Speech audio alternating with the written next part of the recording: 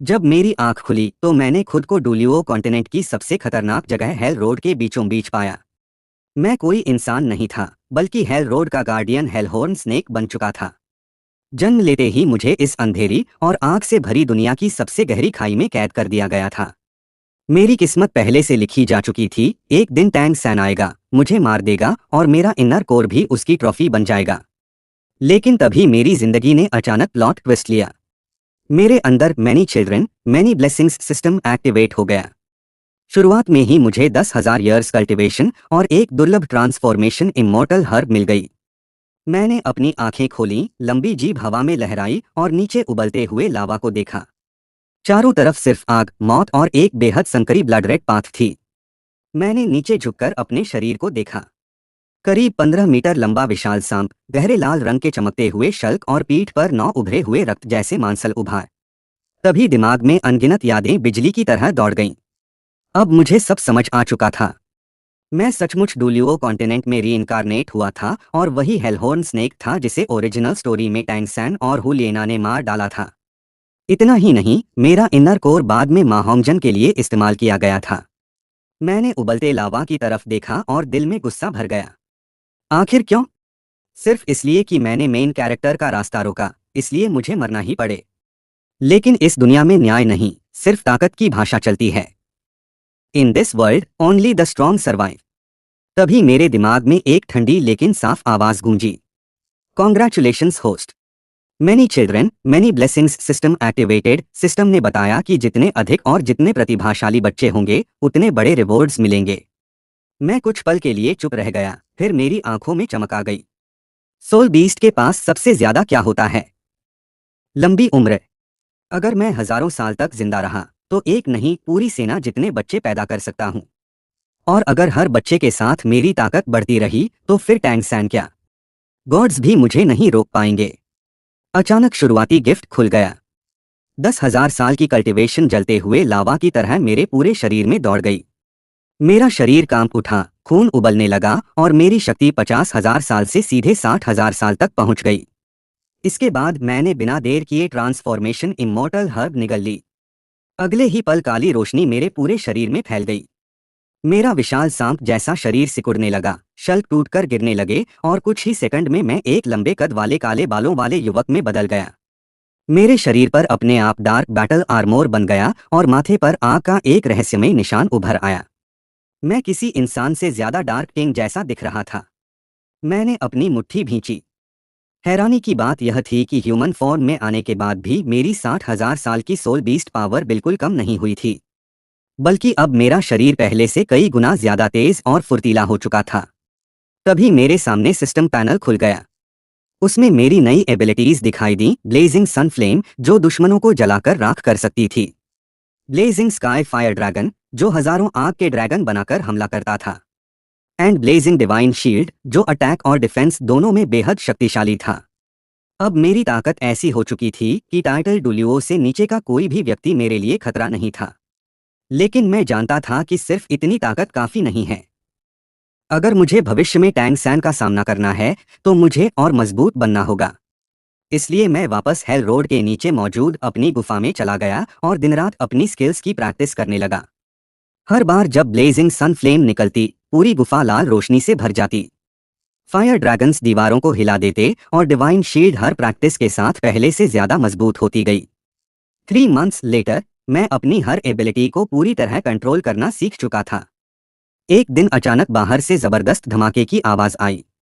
ऐसा लग रहा था जैसे दो बेहद ताकतवर शक्तियां आपस में टकरा रही हों। मैं तुरंत गुफा से बाहर निकला। सामने मैंने एक विशाल dark golden 3 headed bat king को देखा, जिसके 10 मीटर लंबे पंख हवा को चीर रहे थे। वह पूरी ताकत से एक युवा महिला पर हमला कर रहा था। वह लगभग 20 साल की थी। उसके शरीर पर बैंगनी रंग का आर्मोर था और उसकी पीठ से 4 विशाल साइथ जैसी धारदार भुजाएं निकली हुई थीं। मैंने उसे देखते ही पहचान लिया। वह कोई और नहीं बल्कि बीबी डोंग थी।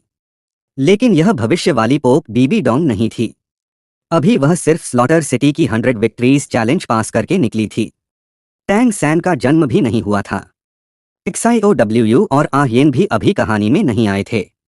This was the perfect timeline to change destiny. उधर डार्क गोल्डन बैट किंग जोर से हंसा और अपने तीनों सिरों के साथ बिजली की रफ्तार से नीचे झपटा। बीबी डोंग ने तुरंत अपनी साइट्स घुमाई। बैंगनी रोशनी की तेज धार निकली और बैट किंग को चट्टानों से टकराकर पीछे हटना पड़ा। लेकिन काउंटर फोर्स की वजह से बीबी डोंग खुद भी लड़खड़ा गई और उसके पैरों के नीचे की चट्टानें टूटकर लावा में गिरने लगीं। उसी समय मैं अंधेरे से बाहर आया और शांत आवाज में कहा, तुम्हारी ताकत बुरी नहीं है, लेकिन सिर्फ इतनी ताकत से तुम हेल रोड पार नहीं कर पाओगी। मेरी आवाज सुनते ही बीबी डोंग तुरंत मेरी तरफ मुड़ी। उसने अपनी साइट्स तैयार कर लीं। मैंने अपनी सोल बीस्ट ऑरा बाहर छोड़ी। पूरा हेल रोड कांप उठा। उसके चेहरे पर पहली बार शॉक दिखाई दिया। वह समझ ही नहीं पा रही थी कि इंसान जैसी शक्ल वाला कोई व्यक्ति इतनी भयानक सोल बीस्ट ऑरा कैसे छोड़ सकता है। कुछ पल बाद उसने धीरे से अपना हथियार नीचे किया और सम्मान से बोली, सीनियर सोल बीस्ट, मेरा आपको नाराज करने का कोई इरादा नहीं है। मैं सिर्फ हेल रोड छोड़कर बाहर जाना चाहती हूँ। अगर आप मेरी मदद करेंगे तो स्पिरिट हॉल भविष्य में आपका एहसान कभी नहीं भूलेगा। मैंने कुछ सेकंड तक उसकी आंखों में देखा, फिर मुस्कुराते हुए कहा, मैं तुम्हें सुरक्षित बाहर ले जा सकता हूँ, लेकिन बदले में तुम्हें मेरे लिए एक काम करना होगा। उसने बिना झिझक जवाब दिया, अगर मेरी क्षमता में हुआ तो मैं कभी मना नहीं करूंगी। मैंने सीधा उसकी आंखों में देखते हुए कहा, मुझे तुम्हारी ब्लड लाइन वाला एक बच्चा चाहिए। मेरी बात सुनते ही पूरा माहौल एकदम ठंडा पड़ गया। बीबी डोंग के चेहरे का रंग बदल गया। अगले ही पल उसके पैरों के नीचे बैंगनी रोशनी चमकी और उसने बिना एक शब्द बोले मुझ पर हमला कर दिया। उसकी चारों साइड्स बिजली की गति से मेरी तरफ बढ़ी और संकरी ब्लड पाथ पूरी तरह बंद हो गई। लेकिन मैं बिल्कुल शांत रहा। मैंने सिर्फ अपनी मुट्ठी उठाई और एक जोरदार पंच के साथ सीधा उसका सामना किया। जब मेरी मुट्ठी और उसकी विशाल दरांती टकराई तो लोहे जैसी गूंज पूरे हेल रोड में फैल गई। टक्कर इतनी भयानक थी कि बीबी डोंग अपनी चारों साइड्स के साथ सैकड़ों मीटर दूर जा गिरी। बड़ी मुश्किल से उसने हवा में खुद को संभाला। उसके होठों से खून बह रहा था और उसके आर्मोर की दरारों से बैंगनी जहरीली ऊर्जा बाहर निकलने लगी। उसने दांत भींचकर कहा, मुझे मजबूर मत करो, वरना मैं तुम्हें अपने साथ लेकर मर जाऊंगी। मैंने शांत निगाहों से उसकी तरफ देखा और कहा, तुम अभी मेरे साथ मरने की ताकत भी नहीं रखती। अगले ही पल मैंने ब्लेजिंग सन डोमेन खोल दिया। सुनहरी और लाल आग की लपटें पूरी ब्लड पाथ पर फैल गईं। जैसे ही बैंगनी जहर उन लपटों के करीब पहुंचा, वह पल भर में जलकर राख होने लगा। बीबी डोंग ने हार नहीं मानी। उसकी चारों साइड्स आपस में मिलकर दर्जनों मीटर लंबी एक विशाल बैंगनी काली ब्लेड में बदल गईं। उसी समय मेरी फायर ड्रैगन और उसकी पर्पल ब्लेड आसमान में टकराईं। धमाके की लहर से चट्टानें उड़ने लगीं। आग की लपटों को चीरते हुए बीबी डोंग सीधे मेरी तरफ दौड़ी और मेरी छाती पर वार किया। मैंने हल्का सा शरीर घुमाकर उसका हमला बचाया और एक ही पंच उसकी आर्मोर पर दे मारा।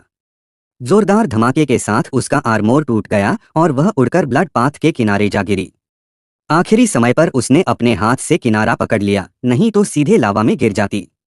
मैं उसके ऊपर खड़ा होकर बोला, अब भी लड़ना चाहती हो? उसने सिर उठाया। उसके चेहरे पर दर्द था, लेकिन आंखों में जरा भी हार नहीं थी। उसने गुस्से से कहा, मैं स्पिरिट हॉल की सेंटेस हूं। अगर तुमने मुझे छुआ तो स्पिरिट हॉल तुम्हें कभी नहीं छोड़ेगा। मैं हल्का सा मुस्कुराया। अगर स्पिरिट हॉल सच में तुम्हें बचा सकता तो आज तुम यहाँ अकेली खड़ी नहीं होती। कुछ देर तक दोनों के बीच सन्नाटा रहा। फिर बीबी डोंग ने पहली बार अपनी आवाज धीमी की, अगर तुम मुझे जाने दो तो मैं तुम्हारे लिए 10 इंसान भेज सकती हूँ। लेकिन मैंने सिर हिला दिया। मुझे किसी और चीज की जरूरत नहीं थी। आखिरकार उसने अपनी आखिरी ताकत भी छोड़ दी और मेरी शर्त मान ली। अगले दिन सुबह जब सूरज की रोशनी हेल रोड तक पहुंची तो मैं बिना कुछ कहे लावा सी की तरफ चला गया। वहां से मैंने एक फायर रैबिट का शिकार किया और उसे भूनकर वापस लौटा। तब तक बीबी डोंग अपने फटे हुए कपड़े पहनकर चट्टान के सहारे बैठी थी। उसकी आंखें अब भी बर्फ जैसी ठंडी थीं, लेकिन उसका शरीर कमजोरी से कांप रहा था। मैंने रोस्ट रैबिट उसकी तरफ बढ़ाते हुए कहा, खा लो। अगर बदला लेना है तो पहले जिंदा रहना जरूरी है। उसने काफी देर तक मेरी तरफ देखा, फिर चुपचाप मांस ले लिया और धीरे धीरे खाने लगी। मैं जानता था बीबी डोंग ऐसी औरत नहीं थी जो एक हार के बाद टूट जाए। वह हर अपमान को अपने दिल में दफन कर लेती है और सही समय आने पर उसका बदला जरूर लेती है। इसलिए मुझे उससे पहले इतना मजबूत बनना था कि भविष्य भी मुझे रोक न सके। उसके बाद कई दिन बीत गए। बीबी डोंग उसी गुफा में रही, लेकिन उसने कभी खुद से मुझसे बात नहीं की। उसकी आंखों की सतर्कता भी बिल्कुल कम नहीं हुई। मैं अपनी ट्रेनिंग जारी रखता रहा और साथ ही उसके लिए खाना भी जुटाता रहा ताकि हेल रोड का कठोर माहौल उसे खत्म न कर दे। तभी अचानक मेरे दिमाग में सिस्टम की आवाज गूंजी, partner has become pregnant. Reward pack unlocked. मैं तुरंत खड़ा हो गया और बिना देर किए रिवॉर्ड पैक खोल दिया। उसके अंदर blood line evolution card, 40,000 years cultivation, divine ability, devour heaven and earth और 3 कंट्रोल कार्ड्स थीं। मैं कुछ पल के लिए चुप रह गया।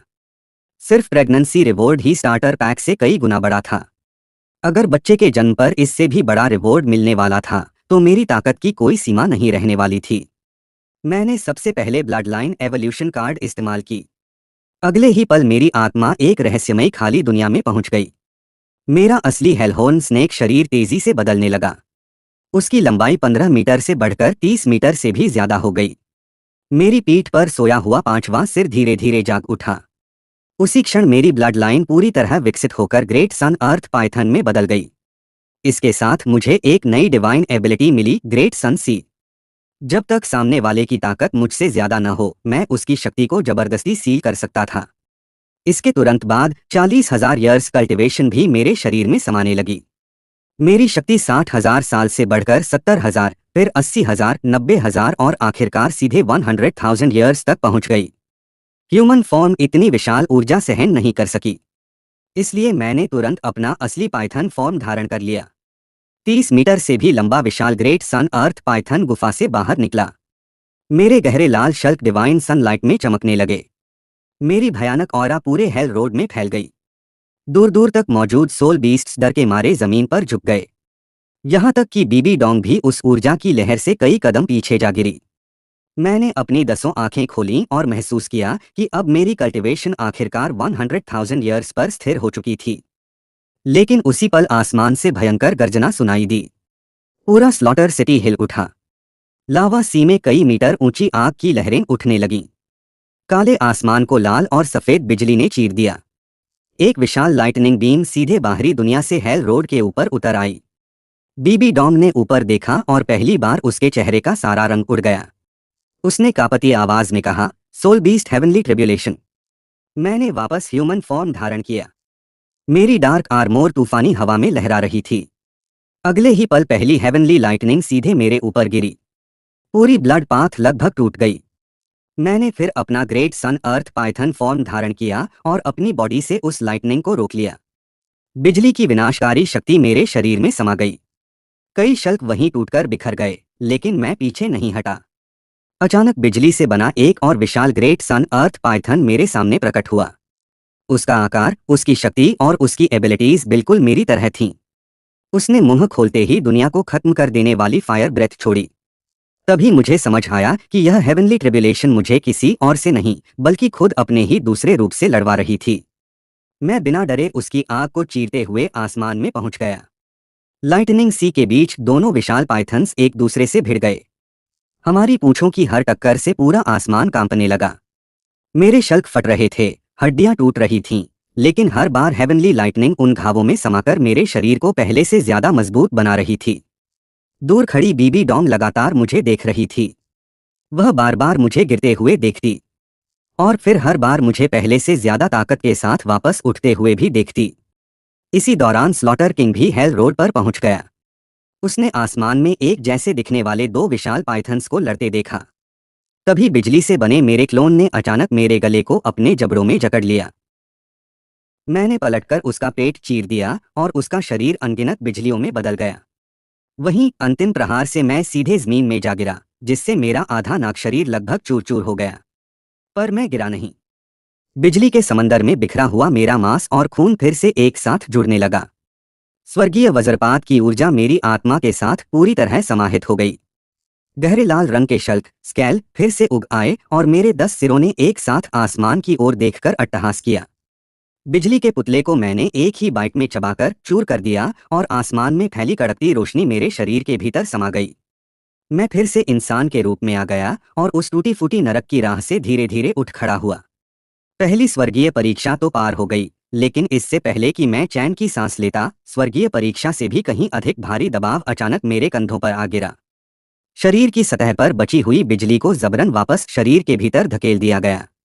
मेरी छाती में एक इंसान एक विशाल लबादे के नीचे छिपा हुआ, जिसका चेहरा पीला और आंखें खून की तरह लाल थीं। वह गुरुत्वाकर्षण की परवाह किए बिना हवा में तैर रहा था। वह हत्या का राजा था, या यूं कहें कि 9 सिरों वाले चमगादड़ राजा के नियंत्रण में मौजूद तांगचेन, जो कि एक 99वें स्तर का अतिशक्तिशाली योद्धा, लिमिट डॉलोक था। वह एक कदम आगे बढ़ा और उसकी भारी व तीखी आवाज गूंजी, तुम तो 10 सिरों वाले दैत्यनाग 10 हेडेड सन स्नेक बन चुके हो। मैंने अपने भीतर मचलते खून और सांसों को संभाला और सिर हिला दिया। उसने मेरे नए शरीर को गौर से देखा और उसके होठों पर धीरे धीरे एक मुस्कान तैर गई। हालांकि मुझे नहीं पता कि तुम्हारे भीतर इतना बड़ा बदलाव क्यों आया, लेकिन मैं तुम्हें बधाई देता हूँ। तुम हत्या के शहर के अकेले ऐसे दैत्य जीव, सोल बीस्ट हो जिसने 1 लाख साल की तपस्या की सीमा को पार किया है। दबाव एक बार फिर बढ़ गया। आज से तुम हत्या के शहर के सम्मानित अतिथि बनोगे। मैं तुम्हें नरक की राह पर आने जाने की आज़ादी देता हूँ, और तुम बाहर की दुनिया में भी जा सकते हो। क्या तुम्हें यह मंजूर है? यह कोई न्योता नहीं, बल्कि एक हुक्म था। अगर मैंने इस वक्त मना करने की हिम्मत की, तो अभी अभी स्वर्गीय परीक्षा झेल चुका मेरा शरीर इस अतिशक्तिशाली योद्धा के एक ही वार को बर्दाश्त नहीं कर पाएगा। मुझे मंजूर है। हत्या का राजा संतुष्ट होकर हाथ उठाता है और एक लाल रंग का टोकन मेरे सामने उड़कर आ जाता है। इसे अपने पास रखो, तुम आज़ादी से घूम फिर सकते हो। जब मुझे तुम्हारी जरूरत होगी, मैं तुम्हें ढूंढ लूंगा। इतना कहकर वह अंधेरे में गायब हो गया। मैंने टोकन को कसकर पकड़ा। मैं महसूस कर सकता था कि इसके अंदर एक ठंडी जहरीली ताकत छिपी हुई थी। यह चीज भले ही एक आजाद पास थी, लेकिन यह मेरी गर्दन पर बंधी एक रस्सी भी थी। पर मैंने इसे तुरंत तबाह नहीं किया। ताकत ही सब कुछ है। कौन किसे काबू करेगा, यह अभी तय नहीं है। मैं वापस गुफा में लौट आया ताकि बाकी बचे इनामों को देख सकूं। सर्वभक्षी देवत्व, देवों और धरती को निगलने की कला की मदद से दुनिया की किसी भी चीज को निगला जा सकता है और उसे अपनी ऊर्जा में बदला जा सकता है। दैत्य जीवों की सबसे बड़ी कमी उनकी धीमी साधना, तपस्या होती है, लेकिन इस ईश्वरीय विद्या ने उस रुकावट को जड़ से मिटा दिया। जब तक मेरे पास पर्याप्त शिकार हैं, मैं दूसरों के समय के एक छोटे से हिस्से में ही शिखर पर पहुंच सकता हूं। सिस्टम का डेटा ट्रांसफर 3 घंटे तक चला। जब जानकारी का आखिरी हिस्सा मेरे दिमाग में समा गया, तो मैंने अपनी हथेली खोली। गुफा के अंदर की आत्म ऊर्जा, सोल पावर, तुरंत खींची चली आई और चारों दिशाओं से मेरे शरीर में समाने लगी। अभी अभी स्वर्गीय परीक्षा में खर्च हुई मेरी ताकत पलक झपकते ही वापस लौटने लगी। मुझे आखिरकार समझ आ गया कि इस बार के इनामों में असल में यही सबसे भयानक चीज थी। मैंने गुफा को फिर से साफ किया, नरम चमड़ा और इंसानों के इस्तेमाल की चीजें ढूंढ कर लाया। वह शुरू में अब भी बेरुखी से पेश आती थी, यहाँ तक कि जब मैं पास आता तो डर के मारे उसकी उंगलियां कस जाती थीं। लेकिन नरक की राह पर न धूप थी, न सही खाना, और न ही बात करने के लिए कोई दूसरा इंसान। वक्त बीतने के साथ कम से कम उसने मेरी देखरेख का विरोध करना बंद कर दिया। 10 महीने के गर्भ के बाद बच्चे के रोने की पहली आवाज ने हत्या के शहर की रात को चीर दिया। मैं गुफा के बाहर बेचैनी से टहलता रहा। कई बार अंदर भागने की कोशिश की, लेकिन हत्या के राजा द्वारा भेजी गई दाई ने मुझे रोक लिया। श्रीमान, आप घबराइए मत, बच्चा बस आने ही वाला है। अगले ही पल सिस्टम की आवाज गूंजी, पता चला है कि मेजबान होस्ट की पहली संतान का जन्म हुआ है। इनाम सुपर उपहार पैकेज। मेरे पास इनाम देखने का वक्त नहीं था। मैं सीधे गुफा के अंदर भाग गया। मैंने उसका हाथ थामा और अपने शरीर की गर्म आत्मऊर्जा उसके भीतर भेजी। दोंगेर, तुमने बहुत तकलीफ सही। उसने मुश्किल से आंखें खोली। उसकी नजर मुझे छोड़कर दाई की गोद पर जा टिकी। जुनलिंग भैया, मुझे बच्चा देखने दो। मैंने सावधानी से उस छोटे से बच्चे को लेकर उसके सामने रखा। बेटी हुई है। बीबी दोंग ने बच्चे को देखा और आखिरकार उसके चेहरे पर बिना किसी हिचकिचाहट के एक सच्ची मुस्कान आई। इसके बाद वह गहरी नींद में सो गई। मैंने उसके माथे का पसीना पोंछा और फिर जाकर सुपर पैकेज खोला। 50,000 साल की साधना, दुर्लभ जड़ी बूटी, शीतल आत्मा, रहस्यमयी फूल और ईश्वर संहारक भाले की एक प्रतिकृति। जब 50,000 साल की साधना मेरे शरीर में समाई, तो मेरी ताकत 1 लाख साल से सीधे 1.5 लाख साल तक पहुंच गई। वह ताकत पहली बार की तुलना में कहीं अधिक भारी और विशाल थी। मेरे हल्के से हिलने डुलने मात्र से गुफा कांपने लगती थी। ईश्वर संहारक भाला भले ही केवल एक प्रतिकृति था, फिर भी इसका वजन 33,000,033 लाख जिन तक पहुंचता था और इसकी मारक क्षमता ईश्वर स्तरीय हथियारों जैसी थी। जैसे ही वह काला भाला मेरे हाथ में आया, मेरी बाह झटके से नीचे की ओर झुकी और पैरों के नीचे का पत्थर तुरंत फट गया। भाले की सतह पर पहाड़ों और नदियों के चित्र उकेरे हुए थे और उसकी खूंखार हवा लहरों की तरह फैलने लगी। आसपास के सभी दैत्य जीव जमीन पर गिर पड़े। मैंने तुरंत अपनी ऊर्जा छोड़कर बीबी दोंग और बच्चे की रक्षा की और फिर भाले को वापस सिस्टम के गुप्त स्थान में रख दिया। मेरी मौजूदा साधना के हिसाब से इस भाले का इस्तेमाल केवल आखिरी दांव के रूप में ही किया जा सकता है। जब मैं 2 लाख साल की सीमा पार कर लूंगा तभी इसे पूरी तरह से संभाल पाऊंगा। शाम को जब बीबी दोंग की नींद खुली तो उसने देखा कि मैं अपनी बेटी को गोद में लिए बिस्तर के पास बैठा पहरा दे रहा हूं। यह देखकर उसका चेहरा काफी नरम पड़ गया। जुनलिंग भैया, इसके लिए एक नाम चुन लीजिए। मैंने उस छोटे से झुर्रीदार चेहरे को देखा। मेरे दिमाग में मूल कहानी के किएन रेनश्वे नाम की याद आई। इसे गुरेनश्वे कहते हैं। गुरेनश्वे। बीबी दोंग ने धीरे से इस नाम को दोहराया, जैसे इस नाम ने उसके दिल के किसी कोने को छू लिया हो। उसने झुककर बच्चे के माथे को चूमा। श्वेर, तुम सुरक्षित और बड़ी हो जाओ। मम्मी पापा दोनों तुम्हारी रक्षा करेंगे। मैंने सिस्टम के स्थान से शीतल आत्मा रहस्यमयी फूल निकाला। दोंगे, यह तुम्हारे लिए है। बीबी दोंग ने उस 7 रंगों की पंखुड़ियों वाले फूल को देखा। जब बीबी डोंग ने उस 7 रंगों वाले दिव्य फूल को देखा तो उसकी आंखों में हैरानी साफ दिखाई देने लगी। उसने धीरे से पूछा, ये क्या है? मैंने मुस्कुराकर कहा, कोल्ड स्पिरिट नेदर फ्लावर। यह तुम्हारी टैलेंट बढ़ा सकती है और तुम्हारे मार्शियल सोल को भी शुद्ध कर सकती है। वह अचानक मेरी तरफ देखने लगी। डूलियो कॉन्टिनेंट में ऐसी चीज कैसे हो सकती है? मैंने बस इतना कहा, इसे खा लो। मैं यहीं तुम्हारे पास रहूंगा। उसने कुछ देर तक मेरी आंखों में देखा, जैसे यह यकीन करना चाहती हो कि मैं सच कह रहा हूं। आखिरकार उसने वह डिवाइन हर्ब निगल ली। अगले ही पल 7 रंगों की दिव्य रोशनी ने उसके पूरे शरीर को घेर लिया। एक पारदर्शी लाइट ककून उसके चारों ओर बन गया। गुफा की सारी सोल पावर उस ककून की तरफ खींचने लगी। डेथ स्पाइडर एम्परर और सोल डिवावरिंग स्पाइडर एम्परर दोनों मार्शियल सोल्स की ऑरा एक साथ फूट पड़ी। मैं अपनी बेटी कियान रेंगशु को गोद में लेकर एक तरफ खड़ा हो गया और लगातार उस ककून को देखता रहा। कई घंटों बाद वह ककून धीरे धीरे टूटने लगा। 7 रंगों की रोशनी के बीच बीबी डोंग फिर से बाहर आई। उसकी सोल पावर सीधे लेवल 81 से बढ़कर लेवल 85 तक पहुंच चुकी थी। उसने अपनी नई शक्ति महसूस की और तेजी से मेरे सामने आकर खुशी से बोली, जूनलिंग, मेरा मार्शियल सोल सचमुच इवॉल्व हो गया। अब ज्यादा से ज्यादा 3 साल में मैं टाइटल डुलियो बन जाऊंगी। मैं भी उसकी प्रगति देखकर हैरान रह गया। तुम अभी सिर्फ 26 साल की हो, यानी 29 की उम्र में टाइटल डुलियो। उसने खुशी से सिर हिलाया। उसकी आंखों में पहली बार बिना किसी झिझक के खुशी दिखाई दे रही थी। फिर उसने धीरे से कहा, और एक बात, अब मार्शियल सोल ट्रू बॉडी इस्तेमाल करने पर मैं पहले जैसी बदसूरत नहीं दिखूंगी। उसकी बात सुनकर मैं हंस पड़ा। लगता था उसके लिए ताकत से ज्यादा अपनी अपीयरेंस मायने रखती थी। वह मेरी तरफ देखने लगी और धीमी आवाज में बोली, कोल्ड स्पिरिट नेदर फ्लावर बहुत कीमती रही होगी ना? मैंने मुस्कुराकर जवाब दिया, तुम उससे भी ज्यादा कीमती हो। मेरी बात सुनते ही वह कुछ पल के लिए चुप रही, फिर खुद आगे बढ़कर उसने मुझे गले लगा लिया। जूनलिंग, थैंक यू। उस दिन के बाद बीबी डोंग का रवैया पूरी तरह बदल गया। उसके दिल की सारी नफरत एक दिन में खत्म नहीं हुई थी, लेकिन साथ बिताया गया समय और हमारी बेटी कियान रेंगशु ने हमारे बीच ऐसा रिश्ता बना दिया था जिसे अब आसानी से तोड़ा नहीं जा सकता था। 4 महीने बाद बीबी डोंग फिर से प्रेग्नेंट हुई। इस बार यह किसी मजबूरी का नतीजा नहीं था, बल्कि उसका अपना फैसला था। 10 महीने बाद हमारे दूसरे बच्चे का जन्म हुआ। सिस्टम ने मुझे रिवॉर्ड में 30,000 ईयर्स कल्टिवेशन और ग्वैंगस्यू फ्लोइंग इमॉर्टल ड्रेस दी। मेरी कल्टिवेशन बढ़कर 180,000 ईयर्स हो गई। वह डिवाइन ड्रेस पहनने वाले की सभी एबिलिटीज में 10% की बढ़ोतरी करती थी, खुद साफ रहती थी और हर मौसम में आरामदायक रहती थी। उसका effect 7 treasure glazed tile pagoda की कई सपोर्ट एबिलिटीज से भी बेहतर था। मैंने वह ड्रेस बीबी डोंग को दे दी। वह अपनी गोद में नवजात बेटे को लेकर मुस्कुराई और बोली, इसका नाम तुम रखो। मैंने हंसते हुए कहा, सर्दियों में पैदा हुआ है तो इसका नाम गुडोंग डोंग रखते हैं। मेरी बात सुनते ही बीबी डोंग ने मुझे घूरकर देखा और हल्के से मेरी पेशानी पर उंगली मारी। क्या कोई ऐसे नाम रखता है? फिर उसने मुस्कुराकर कहा, गुलिंक्सिया। यही नाम ठीक रहेगा। मैंने हंसते हुए कहा, यह भी बुरा नहीं है। उसने तुरंत जवाब दिया, इतनी आसानी से मत मानो। आगे कैसा नाम रखोगे यह तुम्हारे व्यवहार पर डिपेंड करेगा। इतने दिनों बाद गुफा में पहली बार खुलकर हंसी गूंज उठी। लेकिन 3 महीने बाद एक रात बीबी डोंग लंबे समय तक चुपचाप मेरे कंधे पर सिर रखे बैठी रही।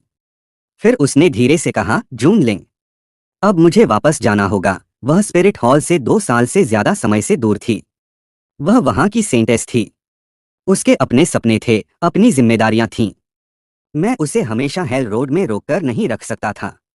मैंने उसे नहीं रोका, सिर्फ उसके कंधे पर हाथ रखकर कहा, वापस जाओ। लेकिन हमेशा सावधान रहना। उसने हैरानी से पूछा, ऐसा क्यों कह रहे हो?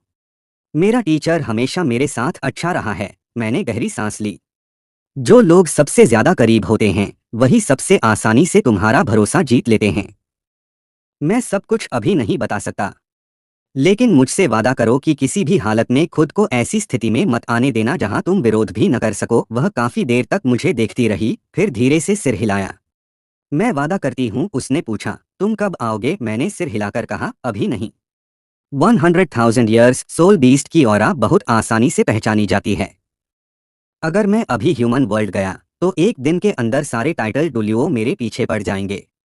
पहले मैं अपनी ऑरा छिपाने लायक या खुद को पूरी तरह बचाने लायक ताकत हासिल करूंगा, फिर तुम्हें ढूंढने आऊंगा। उसने मेरा हाथ पकड़ लिया और मुस्कुराकर बोली, ठीक है, मैं अपना मिशन पूरा करके तुम्हें लेने वापस आऊंगी। तब कोई भी तुम्हें शिकार नहीं बना पाएगा। मैंने नीचे सोते हुए कियान रेंगशु और गुलिंगसिया को देखा। बच्चों को अपने साथ ले जाओ। ह्यूमन वर्ल्ड उनके बड़े होने के लिए यहाँ से कहीं बेहतर है। उसने मुस्कुराकर कहा, 5 साल बाद मैं तुम्हें बिल्कुल अलग बीबी डॉन्ग दिखाऊंगी। अगले दिन बीबी डॉन्ग दोनों बच्चों को लेकर हेल रोड छोड़कर चली गई। मैं ब्लड रेड पाथ के आखिर तक खड़ा उसे जाता हुआ देखता रहा। जब तक उसकी ऑरा पूरी तरह गायब नहीं हो गई, मैं वहीं खड़ा रहा।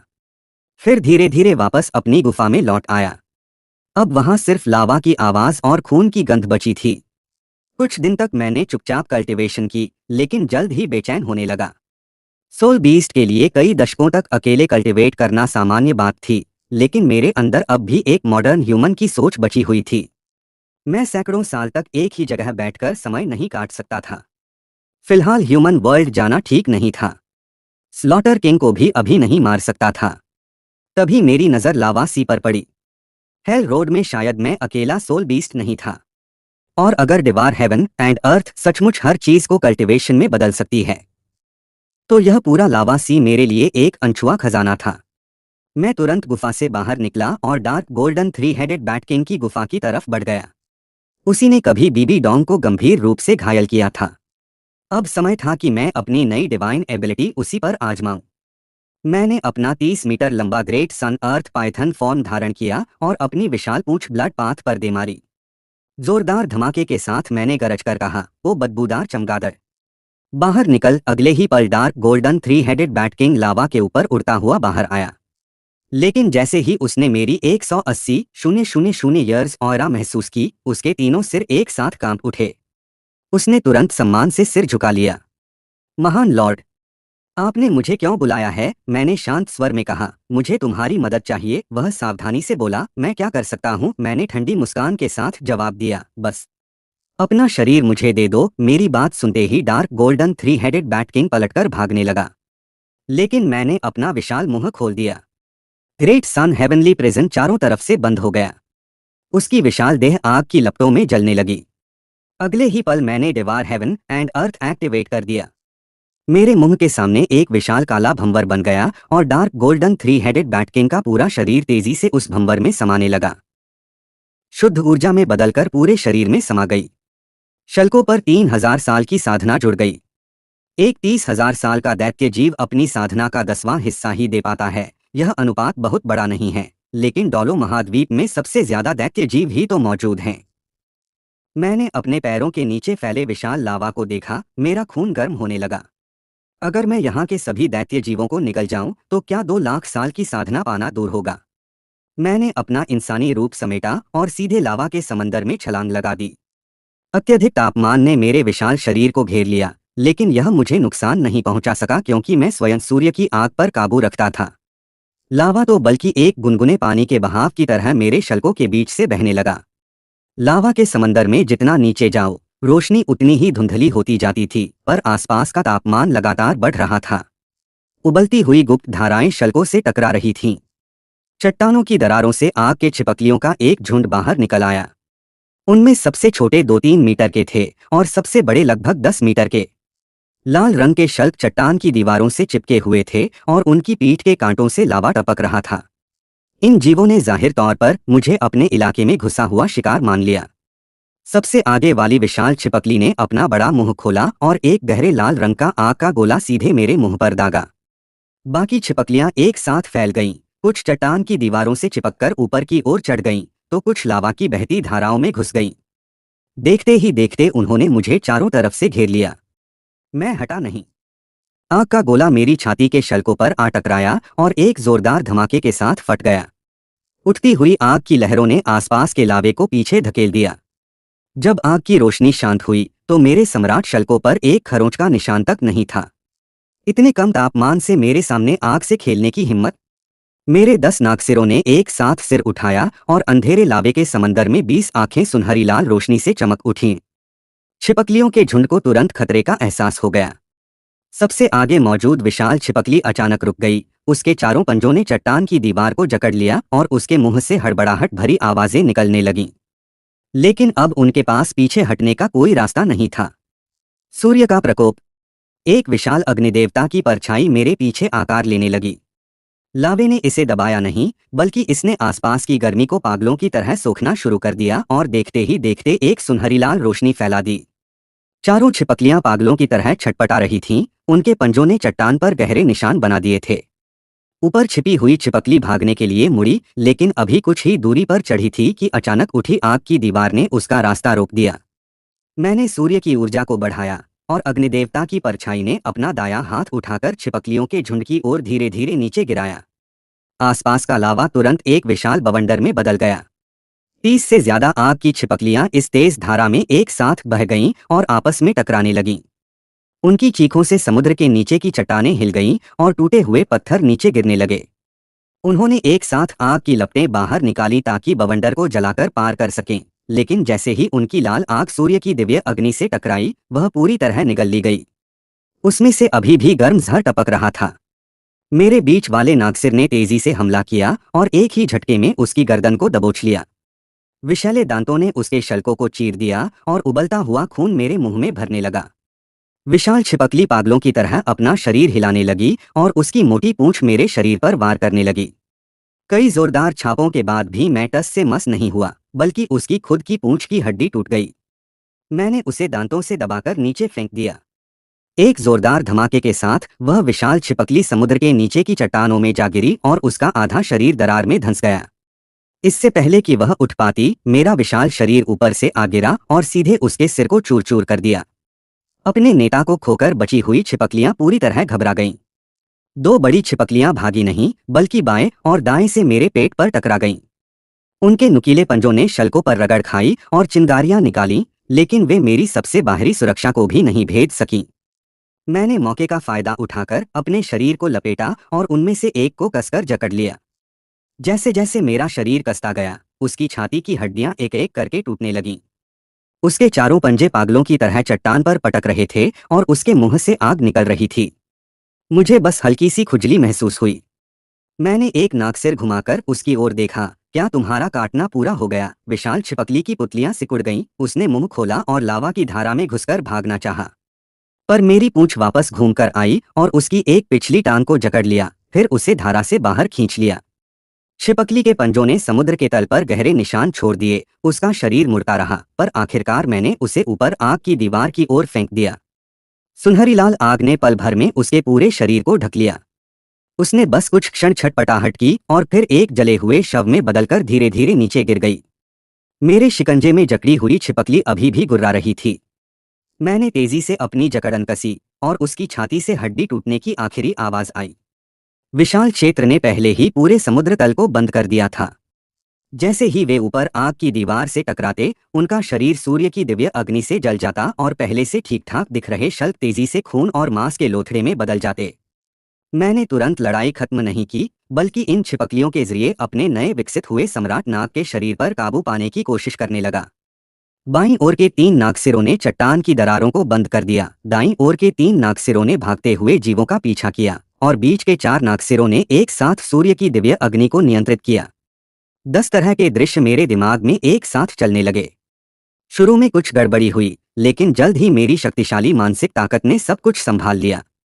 एक छिपकली ने मेरे ध्यान भटकने का फायदा उठाया और सबसे नीचे की चट्टान की दरार से बाहर निकल आई।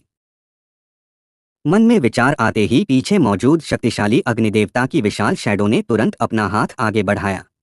लावे के प्रचंड फ्लो को एक इनविजिबल और प्रचंड पावर से दबाकर एक गहरा गड्ढा बना दिया गया। वह फायर लिजार्ड जो 10 मीटर से भी ज्यादा दूर भाग चुकी थी, उसे हवा में ही एयर प्रेशर से झपटकर वापस आग के खौफनाक जोन में खींच लिया गया। अपनी पावर पर इस तरह का बारीक कंट्रोल केवल कल्टीवेशन का लेवल बढ़ाने से कहीं ज्यादा जरूरी था।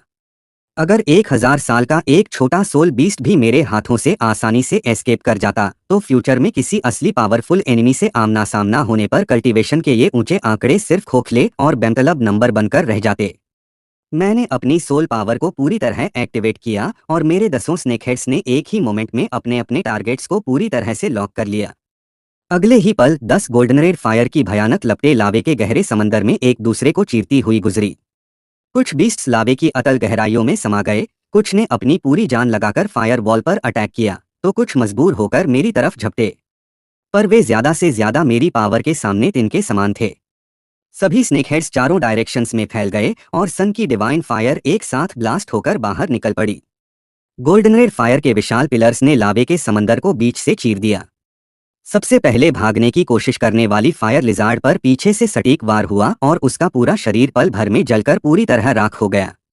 मेरी तरफ तेजी से झपटने वाली कई विशाल लिजार्ड्स अभी मेरे पास पहुंच भी नहीं पाई थीं कि अग्निदेवता की शैडो ने एक ही भारी पाम से उन्हें जमीन में दबा दिया, जिससे उनके हार्ड स्केल्स और बोन्स एक साथ चटककर फट गए।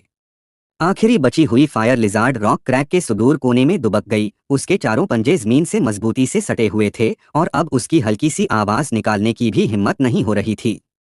मैंने उसके कमजोर होने की वजह से अपने हाथ बिल्कुल नहीं रोके। इस लावे के उबलते समंदर में उतरते ही हम दोनों प्रेडेटर और प्रे के निर्मम गेम में बंध चुके थे। अगर मेरी पावर कम होती तो अभी जिसे चीरकर निगला जाता वह मैं होता। तभी मेरे स्नेकहेड के सामने से एक अत्यंत पतली फायर लाइन तेजी से निकली और सीधे निशाने पर जा लगी। उसके टूटे फूटे शव लावे के गहरे समंदर में डूब गए। उसका गहरा लाल ब्लड जैसे ही बाहर निकला, एक्सट्रीम टेम्परेचर से जलकर पल भर में काले धुएं के गुबार में बदल गया। मैंने अपना विशाल मुंह खोला और मेरे सामने एक खौफनाक ब्लैक रेड वॉर्टेक्स तेजी से शेप लेने लगा। डेवोरिंग डिवाइनिटी की इनविजिबल और भयानक सक्शन पावर ने पूरे बैटलफील्ड को पूरी तरह से कवर कर लिया। मेरे द्वारा अट्रैक्ट किए गए वे सभी शव एक एक करके टूटने लगे। उनका फ्लैश, स्केल्स, बोन्स और बची हुई पूरी सोल पावर सब कुछ अत्यंत प्योर एनर्जी में बदलकर चारों दिशाओं से मेरी तरफ बहने लगी। जब एनर्जी की पहली लहर मेरे शरीर के भीतर घुसी तो मेरे एम्पायर स्केल्स हल्के से चमक उठे। फिर दूसरी लहर, तीसरी लहर और लगातार बढ़ती हुई वार्म स्ट्रीम्स मेरी नसों के रास्ते इकट्ठी होने लगी। मेरी 1,80,000 साल की कल्टीवेशन अब आंखों से क्लियर दिखाई देने वाली स्पीड से ऊपर उठने लगी। ये फायर लिजार्ड्स अकेले में उतनी पावरफुल नहीं थीं, लेकिन इन सब ने मिलकर मेरी कल्टीवेशन में पूरे 2000 साल बढ़ा दिए। लावे के समंदर की और गहराइयों में यहाँ के सोल बीस्ट्स मेरी सोच से भी ज्यादा काउंट में थे। बस थोड़ी सी गहराई में नीचे उतरने पर ही मुझे 30 से ज्यादा फायर लिजार्ड्स मिल गईं। अगर पूरे लावे के समंदर को छान मारा जाए तो न जाने डार्कनेस में और कितने सोल बीस्ट्स छिपे होंगे जिन्हें आसानी से निगला जा सकता है। मैंने अपनी विशाल टेल हिलाई और मेरा विशाल शरीर लिजार्ड्स की टूटी बोन्स के बीच से होता हुआ लावे के समंदर की गहराइयों की ओर तेजी से स्विंग करता चला गया। पीछे बची आखिरी फायर लिजार्ड की डेड बॉडी भी पूरी तरह एनर्जी में बदलकर ब्लैक रेड वॉर्टेक्स द्वारा पूरी तरह निगल ली गई। मैं लावे के समंदर के रास्ते नीचे उतरता रहा। अगले 1 महीने तक यहाँ छिपे सभी सोल बीस्ट्स के लिए बहुत बुरा टाइम साबित हुआ। लावा का यह समंदर सिर्फ एक सीधी जगह नहीं थी। सोल बीस्ट्स विशाल रॉक पिलर्स और सीक्रेट स्ट्रीम्स की आड़ लेकर खुद को छिपाते थे। शुरुआत में वे बड़ा ग्रुप बनाकर मुझ पर अटैक करते थे। रॉक वॉल से दर्जनों लिजार्ड्स एक साथ झपटती थीं और उनके जहरीले दांत मेरे स्केल्स पर गड़ जाते थे, जबकि लाल रंग की विशाल फिसेस नीचे छिपी रहकर मेरे पेट पर वार करती थीं। लेकिन जैसे ही मैंने डेवोरिंग डिवाइनिटी को चालू किया, आसपास का लावा तुरंत एक विशाल वॉर्टेक्स में बदल गया। सबसे आगे झपटने वाले बीस्ट्स स्ट्रगल भी नहीं कर पाए और उनका फ्लैश व कल्टीवेशन जबरदस्ती खींच ली गई। बाद में वे सोल बीस्ट्स स्मार्ट हो गए।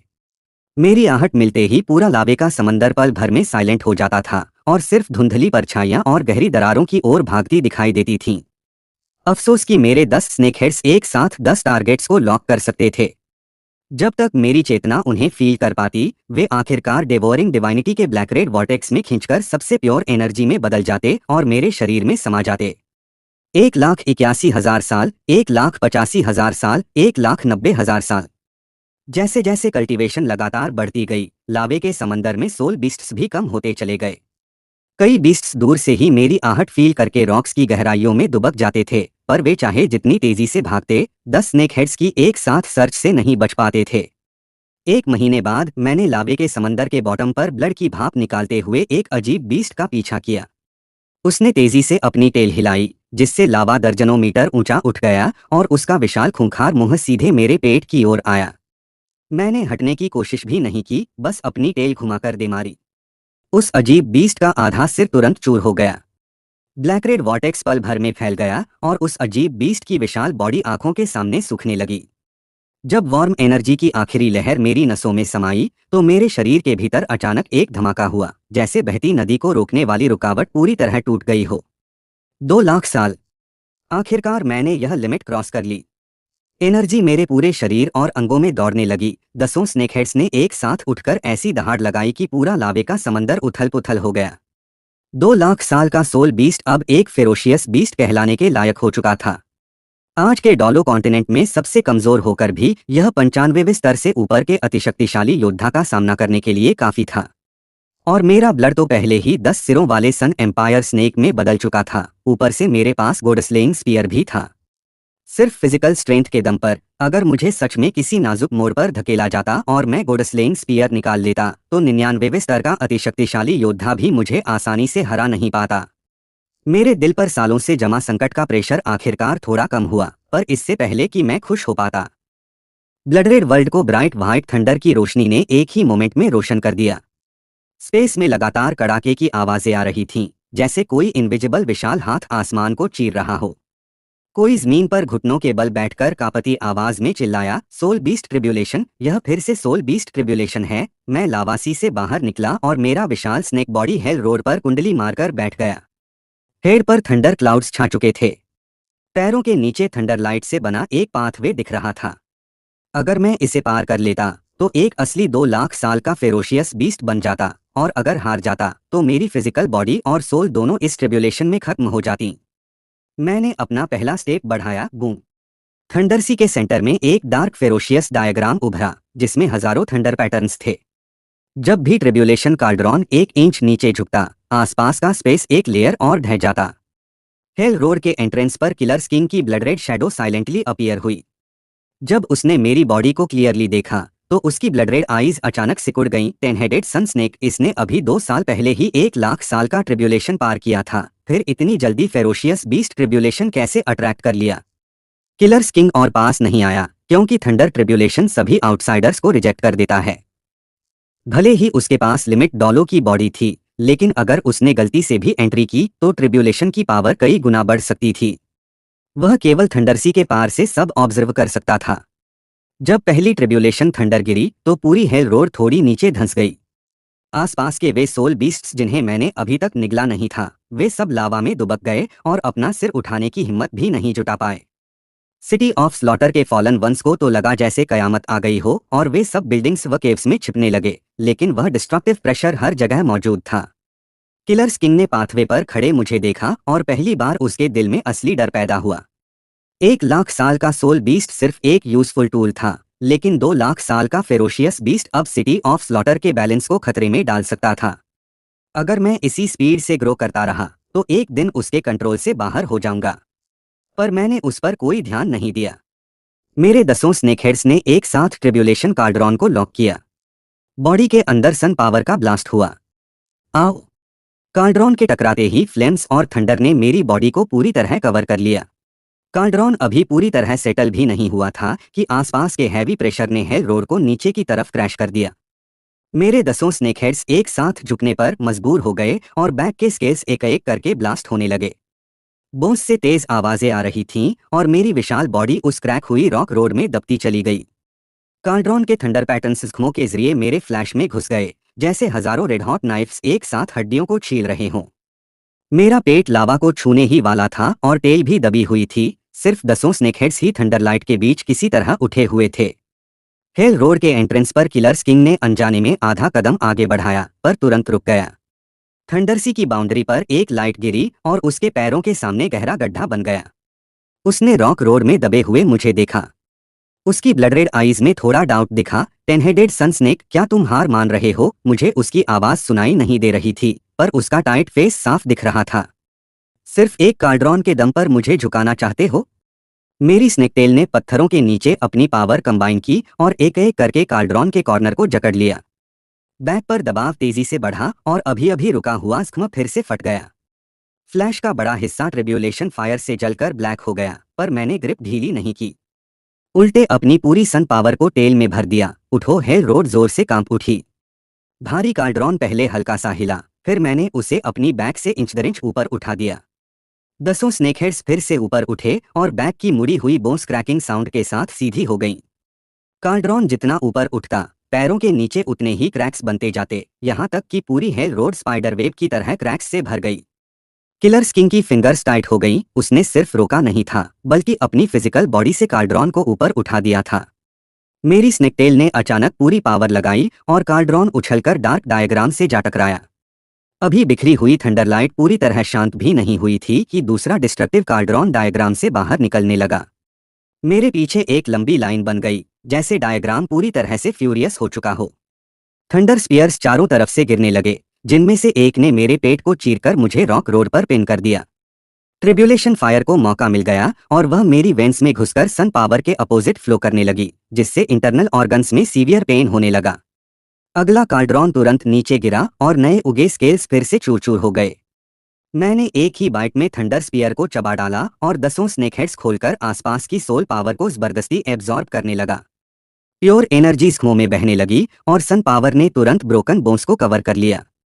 क्रैक्ड बोन्स फिर से सेटल होने लगी और नया फ्लैश जलने लगा।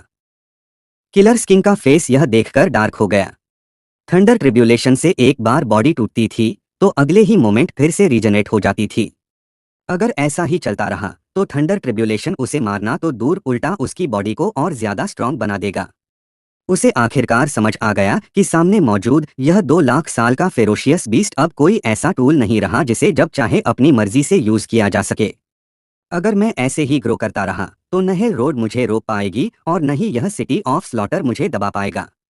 मैंने अपने स्केल्स से ब्लड को झटका और 10 स्नेकहेड्स ने एक साथ स्काई की तरफ फेस किया। Come on! मैंने अपनी सन पावर को उसकी लास्ट लिमिट तक पुश कर दिया।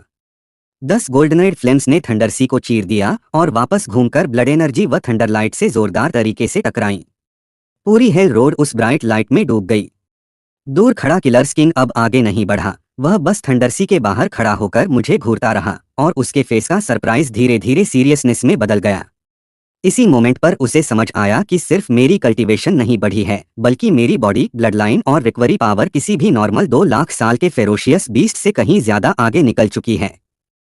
फिर मैंने अपनी फिंगर्स को कसकर बंद किया और वह डिस्ट्रक्टिव कार्ड्रॉन हवा में ही ब्लास्ट हो गया। पूरा थंडरसी एक साथ टूटकर बिखर गया। बिखरी हुई थंडरलाइट गायब नहीं हुई, बल्कि हजारों लाइट रेज में बदलकर जमीन से उठी और मेरी बॉडी में समाने लगी। मेरी स्नेक बॉडी तेजी से ग्रो करने लगी। 30 मीटर, 40 मीटर, 50 मीटर। पुराने स्केल्स गिरने लगे और नए उगे स्केल्स डार्क रेड ग्लो करने लगे। फोरहेड का स्ख्म तेजी से हील हो गया और डैमेज्ड सोल पर भी एक डार्क एनर्जी की लेयर चढ़ गई। पैरों के नीचे का पाथवे पूरी तरह से टूटकर सबसे प्योर ट्रिब्यूलेशन एनर्जी में बदल गया और मेरी बॉडी के एक एक इंच में समा गया।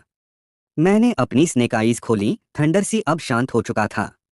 2 लाख साल का फेरोशियस बीस्ट रियल्म आखिरकार पूरा हो चुका था। मैंने अपनी ओरिजिनल फॉर्म को समेटा और वापस ह्यूमन फॉर्म में आ गया। डार्क स्टार कोट मेरी बॉडी पर फैल गया। बालों और कपड़ों पर अभी भी थंडर फायर चमक रही थी। तभी एक ब्लड रेड शैडो तुरंत मेरे सामने आकर खड़ी हो गई। किलर्स किंग मुझे काफी देर तक घूरता रहा। उसकी आवाज में अभी भी अनबिलीवेबल टोन थी। क्या तुमने सच में 2 लाख साल की लिमिट क्रॉस कर ली? मैंने सिंपली सिर हिलाया। लावासी की गहराइयों में एक एंशिएंट फ्लेमेसेंस था। उसे निगलने के बाद मेरी कल्टीवेशन अचानक बढ़ गई और बोटलनेक टूट गया। यह रीजन ऑब्वियसली मनगढ़ंत था, क्योंकि डेवोरिंग डिवाइनिटी और सिस्टम के बारे में उसे नहीं बताया जा सकता था।